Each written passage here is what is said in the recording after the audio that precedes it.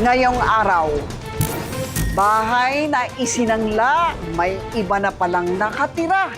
Sangla tira modus, bagong design ng mga mambubudol. Sabi ko, pwede ba tingnan natin para makita kung gaano kalaki ang bahay? Sabi niya, hindi pwede, baka makasuhan ka pa. Mag-ingat sa mga kawatang online seller dahil baka ang pangalan at mukha mo gamitin para manloko ng ibang tao. May nag-message po sa akin na scammer nga daw po ako, ibalik ko daw yung pera nila, na-scam daw sila ng gantong halaga. Huwag magpabiktima, dapat laging budol alert. Kung minsan, padalos-dalos tayo sa pagdidesisyon. Hype na hype, ika nga. Huwag ganon, dahil magiging lapitin tayo ng mga kawatan. Mag-ingat sa pagbibigay ng pera, lalo na sa mga hindi kakilala. Okay lang maging tamang hinala, kesa naman maging huli na ang lahat. Kaya dapat laging budol alert.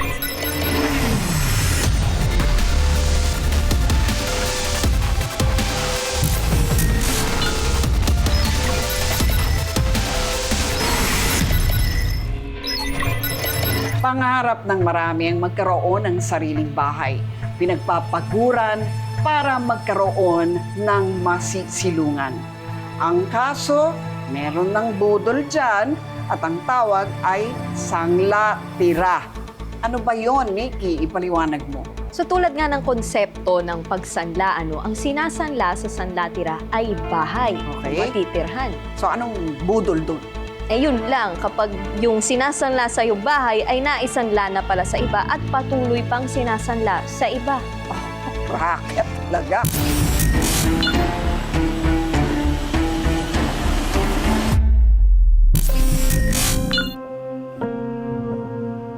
Due date na ng renta sa inuupahang apartment ni Aiza.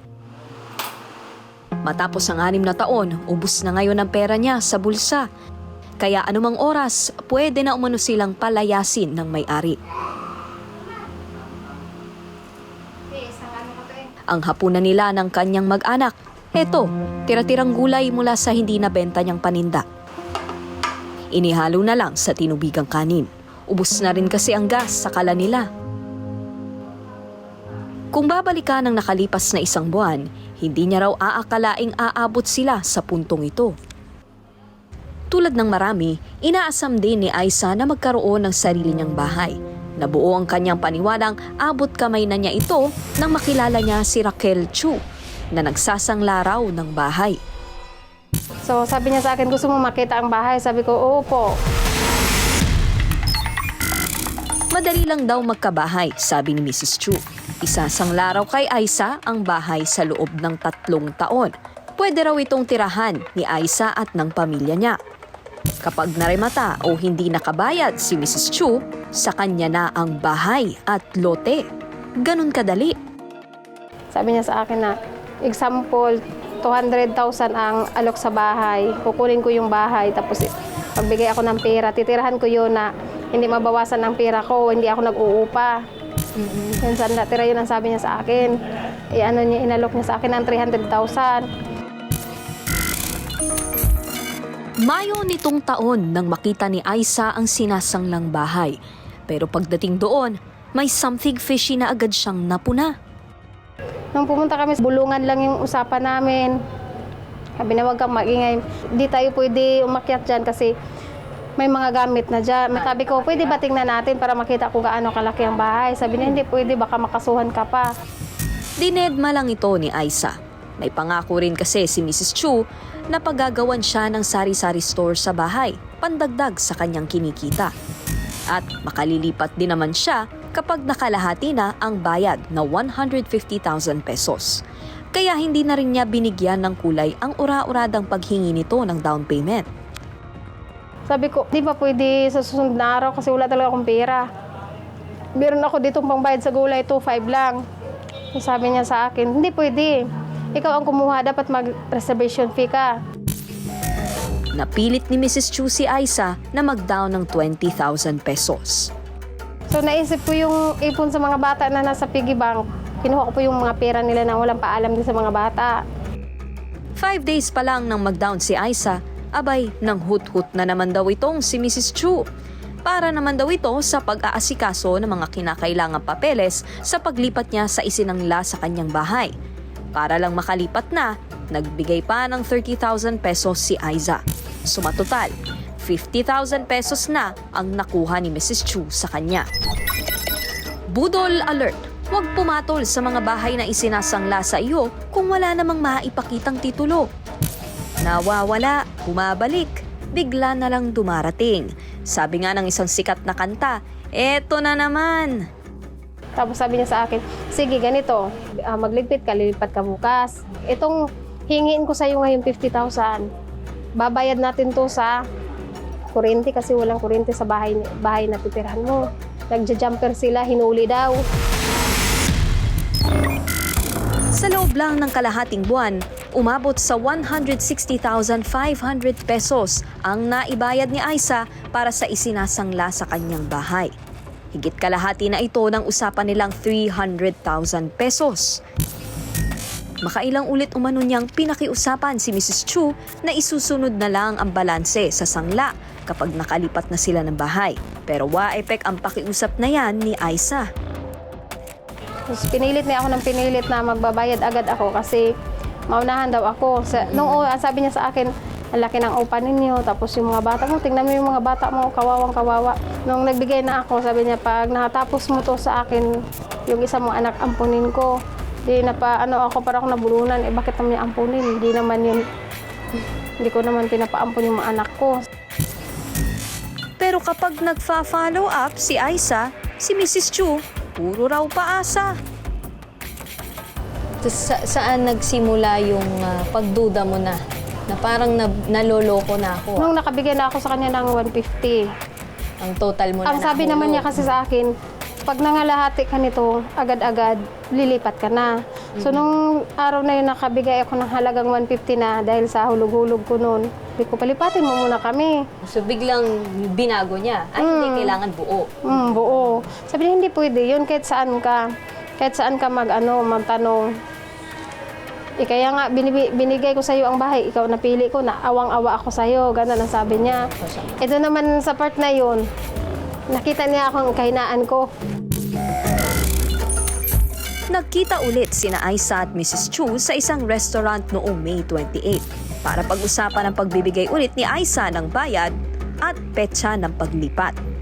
Pero hindi in-expect ni Mrs. Chu na may bubulong na pala kay Aiza na bibisto sa kalokohan niya. Ang manager ng restaurant kung saan silang nakitang dalawa, una na raw naging biktima. Suminya siya sa akin, tapos sinundan ko, sabi ko, mo na ako. Sabi ng manager, may sasabihin ako sa iyo. Pumasok kami sa sirang dalawa, doon kami nag-usap. Sabi niya sa akin, kilala mo ba yung matandang yun? Sabi ko, oo. Anong ginawa niyo? Nagsanla naman sa iyo ng bahay. Sabi ko, oo. Alam niya agad. Oo. Sabi niya, anong itsura sa bahay? Sabi ko, ito pong bahay up and down. Ito siya, yan, yung bahay na yan, sinanla sa akin yan. Hindi ko man lang matira-tirahan. Ganun ang sabi niya. Huwag kang magpaloko sa matanda niya. Napakasinungaling, maraming kaso yan. Pasabog ang naging revelasyon ng isa pa raw na nabiktima ng modus ni Mrs. Chu.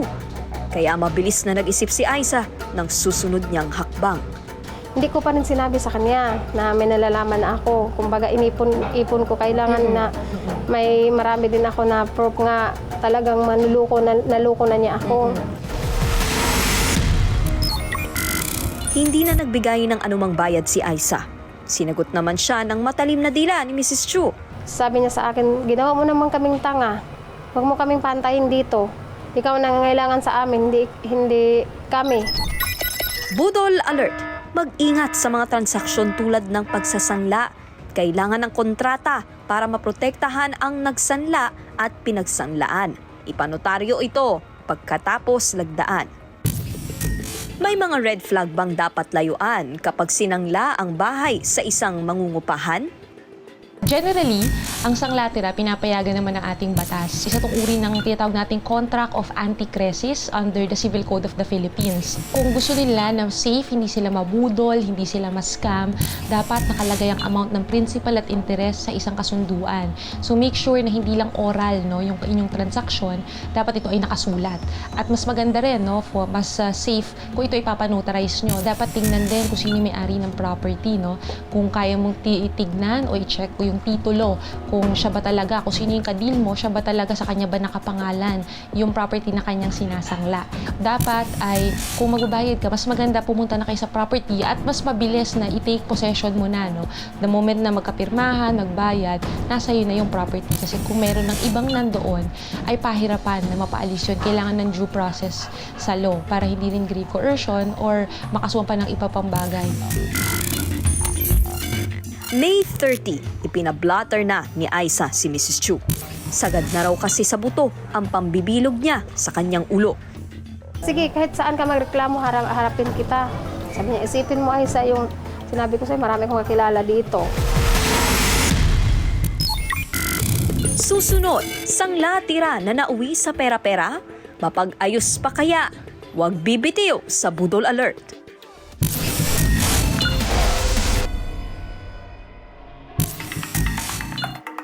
Inalok si Aisa nang nakilala niyang si Mrs. Chu ng pinagsasanglaang bahay sa Pasig City. 300,000 pesos ang sangla at kung sakaling hindi maibalik ng may-ari ang pera, sa kanya na ang bahay at lupa. Sakto naman dahil ilang taon ng pangarap ni Aisa na magkaroon ng house and lot. Napakita niya agad yung bahay pero sa labas lang, hindi yung loob. Tapos dinala agad sa bahay mo at naniningil na. Sabi ko, pwede ba tingnan natin para makita kung gaano kalaki ang bahay? Sabi niya, hindi pwede, baka makasuhan ka pa. Nagbigay na si Aisa ng 160,000 pesos kay Mrs. Chu, pero hindi pa rin siya nakalipat sa sanglatirang bahay. Dito na siya umalma. Ang inaasahan ko pa naman yan, pag nandyan ako nakatira, yung pera kong kinikita araw-araw, iipunin ko na yun. Saka ibabayad ko sa utang na pinautang mo sa akin. Para matuldukan na ang hiwaga sa bahay ni Lola. Siya na mismo ang nagsugod bahay sa sinangla sa kanya ni Mrs. Chu. Pero pagdating doon, may iba na palang nakatira. Sabi ng babae, baliw, bakit maglilinis? Medyo napaatras ako eh. Sabi ko, hindi mabuti na lang siguro magtulungan na lang tayo. Huwag ka lang magalit sa akin kasi biktima din naman ako. Wala akong kalam-alam na naisanla na pala niya sa iyo matagal na. Sabi niya, 7 months pa lang, paalisin kami dito. Itong bahay na to hindi ka pwede tumira kasi nandito pa kami. Yan ang sabi niya. Hindi pala siya ang number 1, kundi number 2 lang. Ang dapat na dream house, tila naging horror house sa paningin ni Aisa. Halos mapasigaw siya sa takot dahil sa pagkakabudol ng pinaghirapan niyang pera. So, sabi ko, hindi ko na lang to ituloy kung gano'n naman lang. Parang niluluko mo na talaga ako ng harap-harapan. Naguguluhan ka na rin sa storya. No, nagtanong ako sa kanya na, ano ba talaga ang totoo? Huwag mo naman akong lukuhin ng ganito kasi alam mo naman, nakita mo yung hanap buhay namin. Si Mrs. Chu pa raw ang malakas ang loob na umatras sa usapan. Pero past due na, hindi pa rin naman ibinabalik ang 160,000 pesos niya. Ano na? Babalik ko sa iyo yung pera mo kung ganun ang gusto mo. Saka huwag ka na magsalita. Yung sabi niya sa akin, huwag ka na magdami ng kwento. Nag-house tour ako sa compound kung nasaan daw ang bahay na sinanla ni Mrs. Chu kay Aisa. So nandito nga po tayo ngayon sa Pasig, sa harap ng mismong bahay na di umano ay sinasangla nga po sa iba't ibang mga tao. Sabi nga po nila, meron daw nakatira dito sa ngayon. Puntahan po natin at i-check natin kung merong nakatira doon. Tao po. Ayan. Okay. Hello po. Nakiusap ang nakatirang pamilya sa bahay na wag na silang ipakita sa kamera. Pero kinumpirma nilang isinanla ito sa kanila ni Mrs. Chu sa halagang 170,000 pesos at 8 buwan na raw sila dito. Paniwala ni Aisa, pinaiikot ni Mrs. Chu hindi lang ang ulo kundi ang pera na mga pinagsasanglaan niya. Pagkatapos ibulsa ang perang ibinigay ni Aisa, ibabayad naman daw ito ni Mrs. Chu sa ibang taong pinagsanglaan niya ng bahay. Meron nga pong nakatira doon, pero siya po mismo ang nagsabi na si Miss Raquel Chu rin po ang nagsanla sa kanya nung bahay at 8 months na raw po siyang doon nakatira. Kilala umano sa barangay Palatio si Mrs. Chu.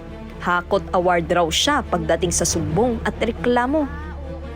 Meron po ng mga previous na may mga record po na ganoon din, tulad din yung kaso ni Ma'am Presensya Bakiran.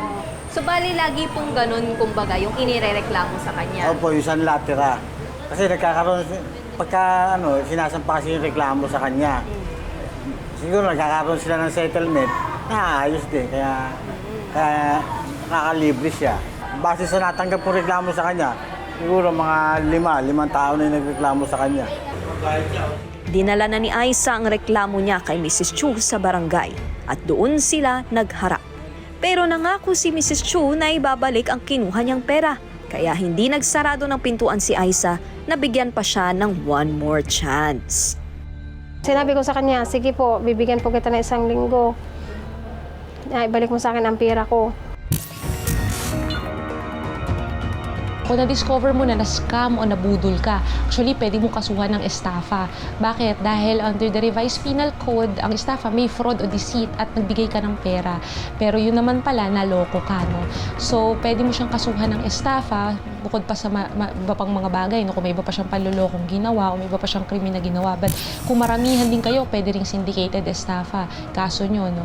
So, marami naman pwedeng gawin. Yun nga lang, is that kung ang ating mga kababayan na nabudol, ay syempre, 'di ba, yung kinikita natin, ang mahal din magbayad ng lawyer, pahirapan din, no? So nare-recognize natin na bago pa tayo dumating dun sa point na kailangan magkaso, mas magandang maging mapanuri na rin tayo. Makalipas ang 1 linggong palugit na bigay ni Aisa, binalikan namin siya at kinumusta kung natupad ang napagkasunduan nila. Umaasa naman po ako na may babalik niya yung 170,000 ngayong gabi. Sana wala naman akong ibang maisip kung umasa na lang sa kanya. Sinabi niya, kasi nangako siya talaga ngayon. Na, Sa katapusan ng araw na to. Sa katapusan ng araw na to, nangako siya na babalik daw niya ang pera. Pero mas matigas pa raw sa bahay na bato ang ulo ni Mrs. Chu. Ang pangako kasi, napako. Ano bang iniisip mong gawin kung sakaling hindi pa rin siya makapagbayad sa araw na to? Demanda ko talaga siya, akyat ko siya sa korte para naman din hindi na siya makaulit sa iba. Hiningi namin ang paliwanag ni Mrs. Chu kung bakit nabigo na naman siyang ibalik ang pera ni Aisa. Pero hindi siya humarap sa kamera. Humingi ulit siya ng 5 araw na extension para mabayaran ng nagrereklamo sa kanya. Pero si Aisa, desidido nang dumiretso sa korte para magreklamo. Wala na kasi siyang natitirang pasensya kay Mrs. Chu, lalo na ngayon na wala pa rin siyang matirhan. Ibalik naman lang niya yung pera ko at saka maibalik ko din sa unautangan. Simula uli kami ng panibagong ipon naman. Kasi mahirap pag pinatagal din niya, wala na ako. Sa mga katulad ko na walang kaalam-alam talaga, dapat suriin nila, kilatisin din nila na maayos yung tao na hindi sila maluloko. Tsaka wag sila basta-basta magtiwala sa mga matatamis na pangako. Susunod, nahook sa murang gadget, nabudol ng identity theft? Paano? Yan ang dapat mong abangan sa pagbabalik ng Budol Alert.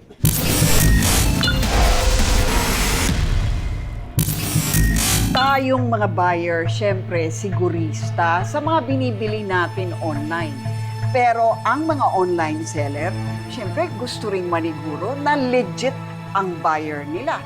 Kaya naman nagpapalitan ng ID ang online seller at ang online buyer.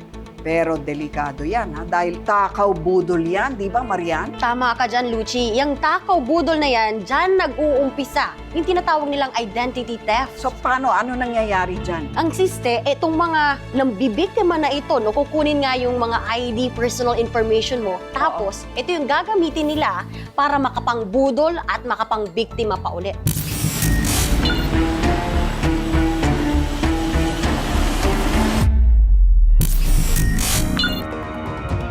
Malaking pagbabago ang hatid ng work-from-home setup sa mga empleyado. Marami ang nakapaghanap buhay habang komportable sa loob ng kanilang mga bahay.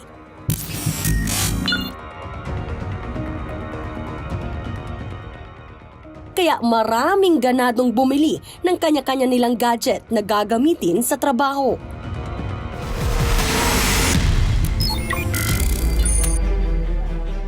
Ang nakilala kong si Rika, sinikap talagang makaipon para makabili ng sarili niyang laptop. Sakto namang nakapasok siya sa isang e-commerce company noong kasagsagan ng pandemya.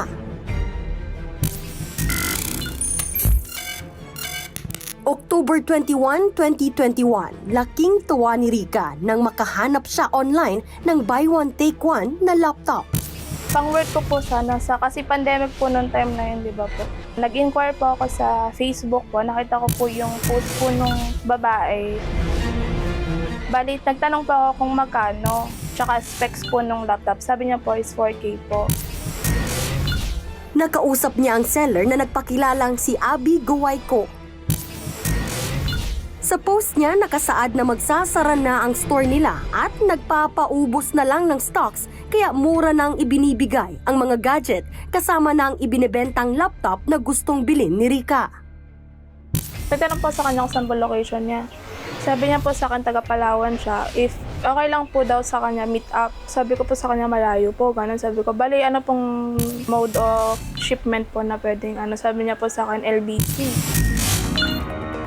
Magaling sa sales talk si Abby kaya hindi raw mahalata kung may sinasabi itong hindi totoo na papayag siyang mag-down ng 2,500 pesos para sa laptop. Nabigyan din kaagad niya si Rika ng date kung kailan may de-deliver sa kanya ang binibiling item. Parang na-hype po ako dun sa sinasend niya. Tapos sabi ko, bali ilang araw po darating. Sabi niya, 2 to 3 days daw po. To Palawan pa po siya. Nang i-check sa website ng courier na magdadala umano ng mga laptop, ang lead time na ibinigay ni Abby kay Rika, tugma naman ito sa delivery time ng buy one take one na laptop na galing Palawan at i-deliver sa Caloocan City. Kaya kahit paano, nabawasan ang pagdududa niya. Bali po, nagtanong po ako sa kanya nun na kung ano po yung mode of payment po namin. Sabi niya po sa akin, e-wallet na lang po. Budol alert! Hanggat maaari, dapat cash on delivery ang mode of payment sa papasuking transaksyon. Kung magbabayad online, siguraduhing verified ang e-wallet account na pagpapadalhan ng inyong bayad. Pero dahil unang beses niyang bibili ng gadget online, hindi rin basta-basta nagtiwala si Rika. Sinubukan pa raw niyang tanungin si Abby kung pwedeng mag-cash on delivery o COD na lang. Pay now din po, ganun sabi niya sa akin. Ang ginawa ko po, sabi ko sa kanya nun, hingi po ako ng assurance na kung legit po talaga yung transaction natin, ganun sabi ko sa kanya.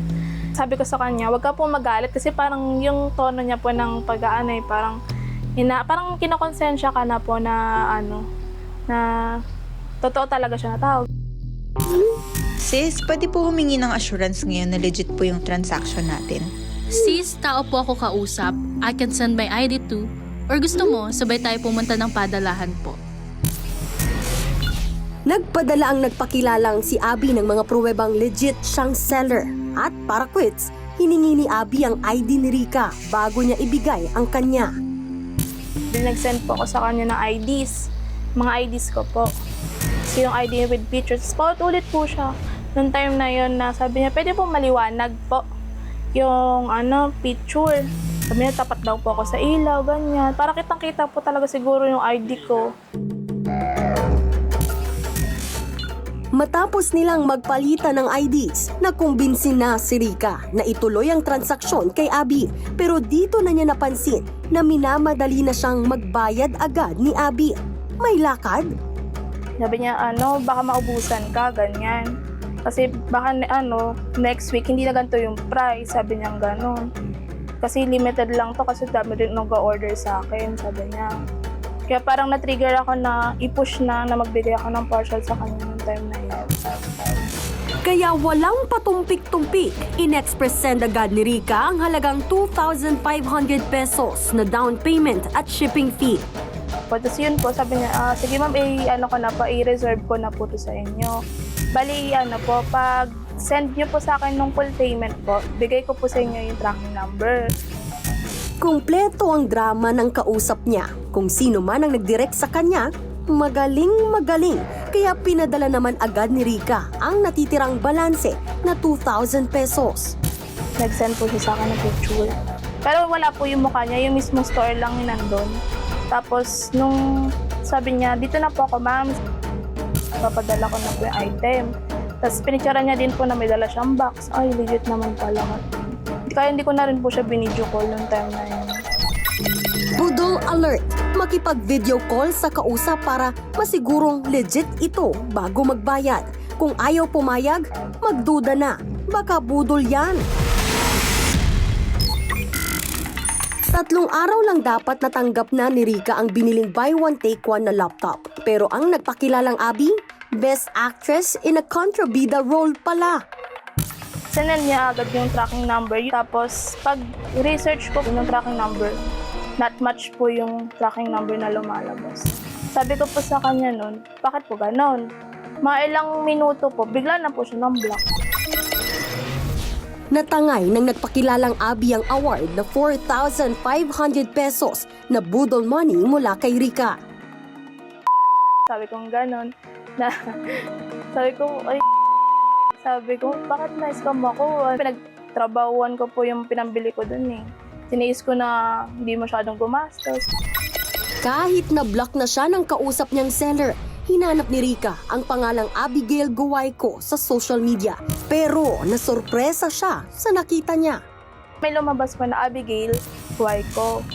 Tapos yun na, parang inaway ko po yun, yung Facebook account na yun na, ibalik mo pera ko, ganyan. Manloloko ka, scammer ka, gano'n. Sabi ko, i-report kita sa police. Sabi ko, gano'n sa kanya. Tapos sabi sa akin nung Facebook account na, real account pala talaga ni Abby Guayco. Sabi niya sa akin, hindi po ako yan. Sabi niya gano'n. Na scam din po ako nang scam sa inyo. Sabi niya gano'n sa akin. Ninakaw na ID, ginagamit sa pangbubudol at nakapangtutrobol. May nag-message po sa akin na scammer nga daw po ako, ibalik ko daw yung pera nila, na-scam daw sila ng gantong halaga. So sabi ko, alin po? Sabi ko, wala pong binibentang ganyan, wala pong alam sa mga sinasabi niyo po. Susunod yan sa Budol Alert.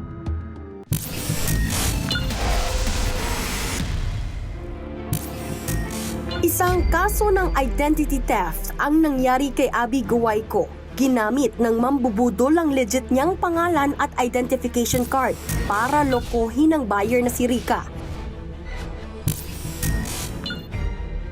Nadawit siya pagkatapos niyang bumili rin ng gadget sa isang seller na nakilala lang niya sa pangalang Cherry May. Nagbenta siya ng phone. Kasi sabi niya doon, yung phone daw po binibenta niya kasi yung nanay niya daw po may sakit. 7,000 pesos lang ibinibenta sa kanya ang high-end at mamahaling phone. Ang mura ha, pero it's a trap na pala. Para makasure ako na nakukunin mo yung phone, kailangan mag-send ka sa akin ng ID. Tapos, ayun po, nag-send ako ng ID sa kanya. Tapos sabi niya po sa akin, sis, pwede kasama ka sa ID? Tapos nag-send po ako. Tapos yung sinend ko po na picture, may filter pa po yun. Tapos sabi niya, ay sis, wag mo lagyan ng filter. Parang malinaw. Tapos, ayun po, ginawa ko din yun. Tapos, then yun na. So, sabi ko, isend ko po yung 2K. Budol Alert! Huwag kung kani-kaninong magpapadala ng ID at selfie. Lagyan ito ng watermark para hindi magamit ng iba. Watermark ang tawag sa pangalan, lagda o anumang patunay na sa isang tao ang larawan. Once na yung seller nanghingi agad sa iyo ng information, pag-i-fill up po ito, ilagay niyo yung pangalan, ilagay niyo yung contact number, address, tapos yung ID, hinihingi pa yung ID, wag kayong maniniwala dyan. Doon pa lang, isipin niyo na na-scam talaga yan. The mere fact na hinihingi sa iyo yung information, pwedeng gamitin yan sa masamang bagay pag binigay mo. So, wag nating ibibigay yung mga information natin sa ibang tao. Nang magbayad si Abigail ng 2,000 pesos kay Cherry May, hindi dumating ang binili niyang cellphone. Nalaman na lang niya na ginagamit na pala ang ID at mga larawan niya para mangbudol pa ng iba. Isa na nga sa mga biktima si Rica at hindi lang pala siya, kundi marami pa. Hanep, reuse, and recycle. May mga nag-chat sa akin. Pero ilan, mga 10 siguro. Tapos, yun, kasama po yung sa mga scam. Tapos yun, in-explain ko kay Rika na sabi ko ganun nga yung nangyari sa sitwasyon ko, na na-scam din ako. Yung stress, yung anxiety, hindi ka po makatulog kakaisip kasi kinabukasan, iisipin mo, may mag-chat na naman sa'yo. Kasi nung time na yun, buntis pa po ako. Maraming silang sasabihin sa'yo, may mga nagbabanta, may mga hindi talaga naniniwala. Dumulog din agad si Abigail sa mga otoridad. Sa halip na magtago, pinayuhan siya ng mga ito na harapin ng mga maghahanap sa kanya para patunayang wala siyang sala. Sabi nila daw po is, kung ano po yung nakalagay na name dun sa ID na sinend ko, yun daw po yung ilagay ko name sa Facebook ko. Para at least kung may isa-search man ako ng mga na-scam, madali ko nila akong mahanap at makakapagpaliwanag ko ako ng side ko. Tapos na ba? Nako, hindi pa pala. Pagkatapos gamitin ng mambubudol ang ID ni Abigail, sunod naman ginamit ng scammer ang ID ni Rika. Nag-message po sa akin na scammer nga daw po ako, ibalik ko daw yung pera nila, na-scam daw sila ng gantong halaga. Sobrang stress. Tapos parang natatrauma ako. Hindi lang daw online kinompronta ng mga galit na biktima si Rika. Hindi kasi sila aware na pati si Rika, biktima rin ng identity theft. Stress na po ako dun sa tao na yun. Kasi grabe yung ginawa niya sa akin eh. Sinira niya po talaga. Pangalan ko. Parang ako pa po yung lumit yung mundo. Mahigit 20 na ang nabiktima ng mambubudol gamit ang mga ID at selfie ni na Abigail at Rika. Kaya umabot na sa punto na pati pangalan ni Rika nadawit pa sa milyong halaga ng cryptocurrency scam. Sobrang perwisyo ang idinulot nito sa kanya. Mamaya bigla na lang po akong kidnapin dyan, bigla na lang akong barilin dyan. Kaya parang na po akong maglabas-labas or mag-sambay po dyan sa labas. May siya ulit nag-chat, nag-start na mag-ano sa'yo? Sinamahan naman namin si Rika para maghain ng reklamo sa PNP Anti-Cybercrime Group. Bukod sa pagbibigay ng salaysay, pinagsulat din si Rika ng Affidavit of Denial bilang patunay na hindi siya ang may-ari ng mga account na gamit ng scammer. Kailangan kung talagang duda kayo, isa sa mga paraan para ma-assure na ito talagang tao ay siya talaga yung nagbebenta, pwede kayong mag-request sa kanya na mag-video call kayo para makita mo yung totoong appearance niya. Kung nag-match ba yung ID na binigay niya, nag-match din dun sa video na nakita mo.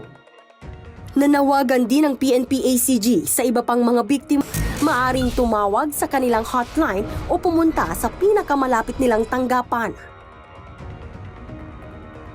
Sana tumigil ka na kasi ang hirap na sitwasyon ng mga taong nagagamit mo yung pangalan. Sana matuto ka na, sana mapanood mo to na nandito ka na sa TV, hahanap ka rin. Bawat kasunduan, lalo kung malaking halaga ang pinag-uusapan, dapat may pirmadong dokumento. Ugaliing humingi ng resibo at huwag basta maglabas ng pera. Maging maalam at huwag magpalamang. Ako po si Nikki De Guzman. Sa panahon ngayon kung saan laganap ang mga mapagsamantala, hindi na lang pera kundi pati personal na impormasyon tinatarget na. Kaya wag share ng share. Minsan mainam ang manatiling naka-private. Yan ang aking Budol Alert. Ako po si Marian Enriquez. May bagong modus para perahan ka. Laglag vape gang na pagala-gala ngayon sa mga kalsada. Extra budol alert! Ganito ang style ng mga kawatan na yan. Mga estudyante o kabataan ang karaniwan nilang biktima. Magpapanggap silang nabunggo mo ang hawak nilang vape o e-cigarette at ikaw raw ang nakasira nito. Dapat daw magbayad para sa nasirang vape. At kapag tumanggi ang walang muwang nilang target, mananakot namang irereklamo o ipakukulong kung hindi siya magbibigay ng pera. Ikaw naman na ayaw mapatrobol, mapipilitan na lang magbayad. Ganyan-ganyan ang post na nag-viral sa social media, nag-withdraw ng pera sa ATM para ibigay sa scammer. Babala, budol yan. Huwag magpasindak. Humanap kayo ng witness o saksi na pwedeng mamagitan sa inyo. Kung hinamon kang magpabarangay o magpapulis, go! Patunayan mong mambubudol ang nag-aakusa sa iyo. Sa mga magulang dyan, PG o parental guidance is advised. Ipaliwanag sa kanila kung paanong hindi mabudol ng mga kawatan. I-expose natin ang kabalbalan nila para last na nila yan. Hanggang sa susunod na linggo, ako po si Lucy Cruz Valdez. Tandaan, maging alerto, huwag magpabudol.